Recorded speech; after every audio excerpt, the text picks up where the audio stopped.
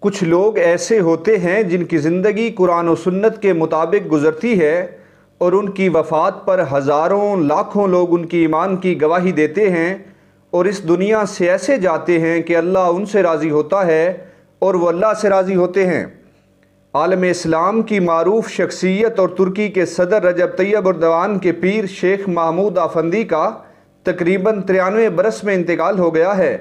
پاکستان کے سابق وزیر اعظم نے شیخ محمود آفندی کے انتقال پر کہا کہ ترکی کے شیخ محمود آفندی کی رحلت کے بارے میں جان کر نہایت افسردہ ہوں۔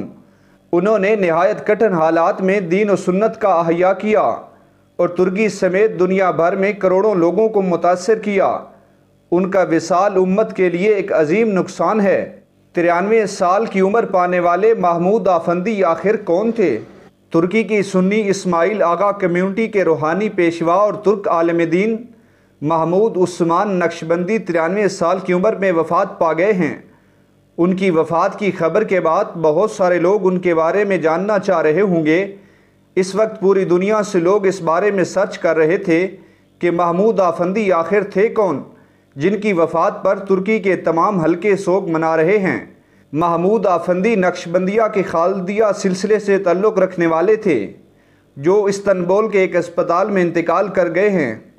جہاں ان کا علاج جاری تھا، ان کا نماز جنازہ کل استنبول کی مشہور فاتحہ مسجد میں پڑھایا گیا۔ یہاں آپ کو ان کی زندگی اور ان کے خیالات کے بارے میں بتایا جا رہا ہے۔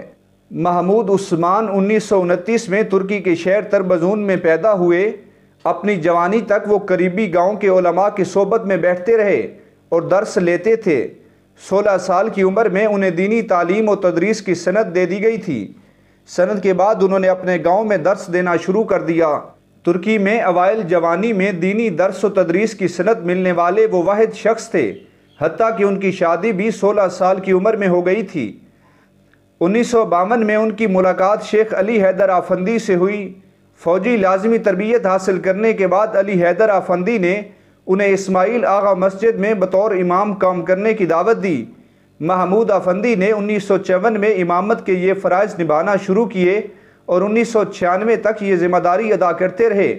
ترکی میں جب خلافت عثمانیہ کا خاتمہ کیا گیا تو کچھ علماء نے چھپ چھپ کر اور درختوں کے نیچے گاؤں میں وہاں کے بچوں کو دینی تعلیم دینا شروع کیا تھا، اور جب وہاں کے لوگ فوج کو آتے دیکھتے تو فوراً بچے کھیتی باڑی میں مشغول ہو جاتے تھے۔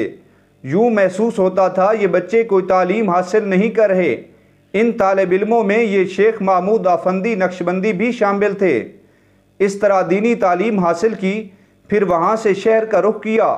وہاں ایک قدیم مسجد تھی۔ محمود آفندی نقشبندی جب وہاں رہنے لگے اور 40 سال تک درس دیتے رہے۔ اس کے علاوہ ترکی سے جب خلافت عثمانیہ کا خاتمہ کیا گیا تو وہاں کے بانی کمال عطا ترک نے عربی کتاب اور دینی علوم پر مکمل پابندی لگا دی تھی، تو شیخ محمود آفندی نقشبندی نے اپنے طلباء کو انگلیوں کے اشاروں پر صرف اور نحو کی گردان پڑھاتے تھے۔ حج اور نماز کے مسئلے بھی ہاتھوں پر اشاروں میں سمجھاتے تھے۔ اللہ تعالیٰ نے ان کے ہاتھوں پر مکمل دینی نصاب رکھا تھا۔